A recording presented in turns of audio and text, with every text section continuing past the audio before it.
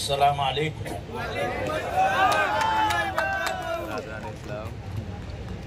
रहमतुल्लाहि व बरकातहू।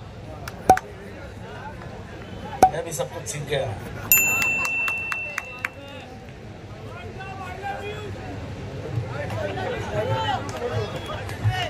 I love Bhiwandi. मैं तेरे को अकेले तो नहीं बोलूंगा। आज मेरे मित्र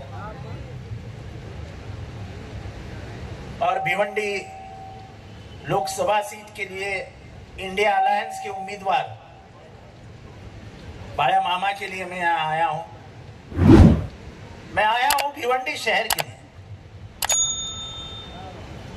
क्योंकि भिवंडी शहर के तकदीर में क्या लिखा है और हम क्या लिखने जा रहे हैं, वो हमारी जो मनीषा है, मनोकामना है, वो पूरी करने के लिए हमने बाया मामा को लाया।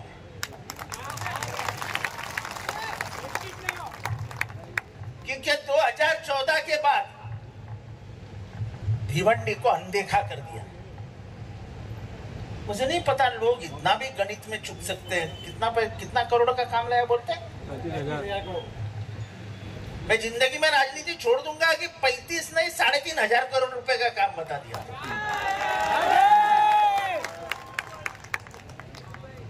हाँ, पैसा लाया।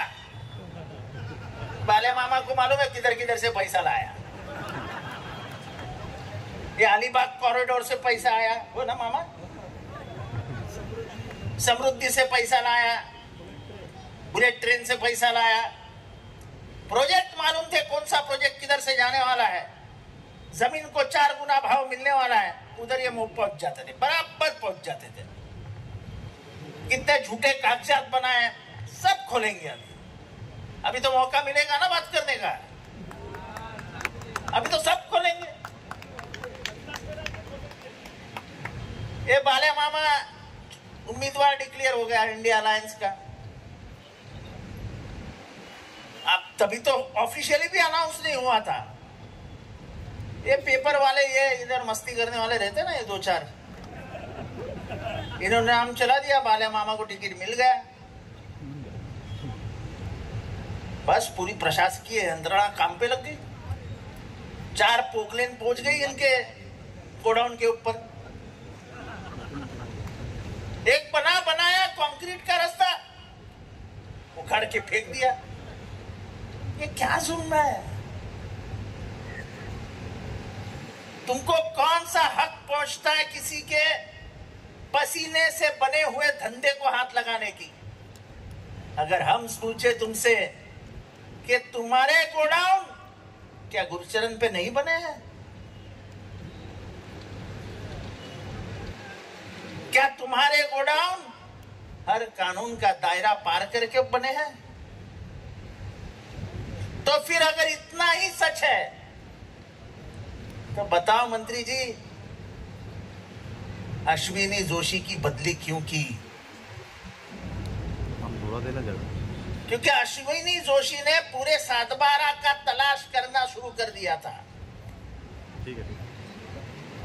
और इनके जितने दोस्त थे, त्रिवेदी, त्रिपाठी, शाह, सब इनके दोस्त तो ऐसे ही है ना, सब त्रिवेदी, त्रिपाठी, शाह, अग्रवाल, इनका कोई मात्रे ऐसा दोस्त नहीं रखते हो। छोटी मोटी हस्ती दोस्ती नहीं करते हो। और खान, सैयद, ये तो भूल ही जाओ, वो तो दोस्त मंजूरी नहीं उनको। यहाँ पे जितनी भी इंडस्ट्रीज है आजू बाजू में, इतनी इधर उधर से हफ्ता कौन वसूल करता था, उसका नाम बताओ। हंसते मत बोलो यार, हिम्मत है तो जोर से। कपिल पाटिल नहीं वसूलता था, वो उसू गोडाउन है। ये देखो असली नाम बाहर आया। कपिल पाटिल का नाम लेके उसको बदनाम मत करो, वो अच्छा। लेकिन जो गैंग वो पालता है वो बहुत बुरी है। स्कॉर्पियो बटा, अरे ले लो, तुम भी मिले तो ले लो स्कॉर्पियो, कोई बुरा नहीं होगा। जिसके घर में पैसा है उसके घर में से 2 नोट उठाई तो कुछ बुरा नहीं होता है। और पैसा उसके मेहनत का होता तो मैं आपको गाली देता। ये तो तुम्हारे से ही जमा किया हुआ पैसा घर में रखा है।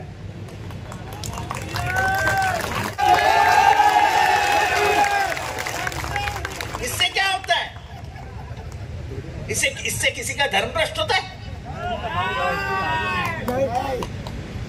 इससे किसी का धर्म भ्रष्ट होता है क्या? लेकिन दुनिया को दिखाने के लिए जब ये टोपी पहनाने गए तो उन्होंने कहा नहीं, मैं ये टोपी नहीं पहन सकता।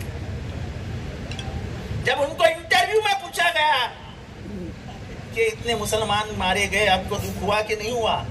बोले गाड़ी के नीचे कुत्ते आते हैं और मर जाते हैं तो दुख तो होता ही है।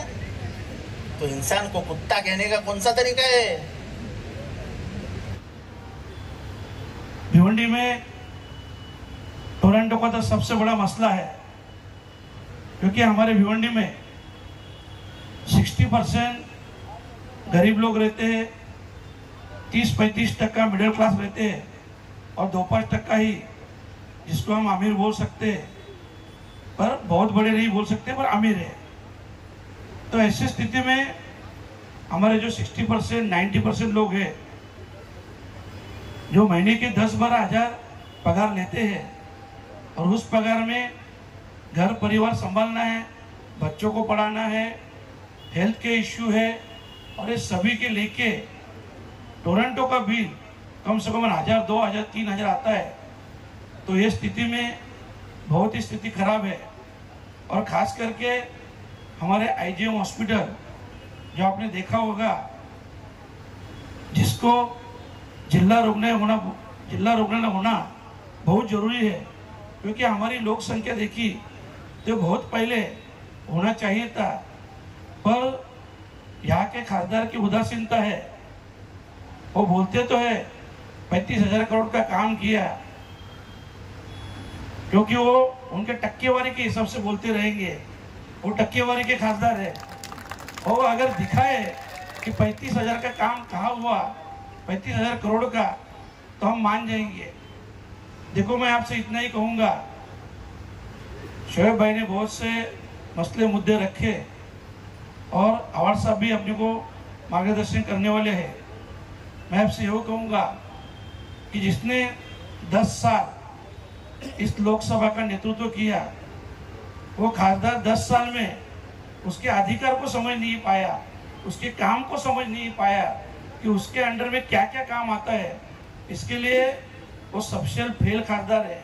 और मैं आपको यही बात कहूँगा कि देखो, ये जो लड़ाई है ना, ये भ्रष्टाचार के खिलाफ लड़ाई है, ये महंगाई के खिलाफ लड़ाई है। और खास करके आप देख रहे हो, अपन जब भी किसी बीजेपी के लीडर से पूछो भाई इतनी महंगाई हुई, तो वो बोलेंगे अरे 370 हटाया, अरे इतना भ्रष्टाचार हो रहा है, वो बोले अरे राम मंदिर बनाया। अरे हम लोग पूछते हैं भाई आपने क्या किया? आपने 2 करोड़ रोजगार वादा किया था, उसका क्या हुआ? सिर्फ और सिर्फ 10 साल से आज तक धर्म के नाम पे ये लोग वोट मांग रहे हैं। ध्यान में आया तो कांग्रेस के लोग विरोध कर रहे थे, वो नाराजगी दूर हुई है या नहीं? नाराजगी दूर होने में टाइम लगता है, समय लगता है। सबको प्यार से नजदीक लिया जाएगा, समझाया जाएगा। भाई भाई का रिश्ता है हमारा। हम गठबंधन में हाथ मिला के चल रहे हैं ना।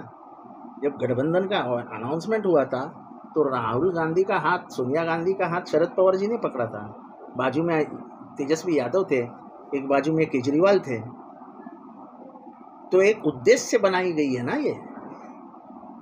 सर, ये नाराजगी से कहीं ना कहीं मतदाताओं पर भी एक असर पड़ता है, क्योंकि देखा गया कि पहले जो लोकसभा का चुनाव था 2014 का, पहले का लोकसभा चुनाव और आज का लोकसभा चुनाव में बहुत अंतर है।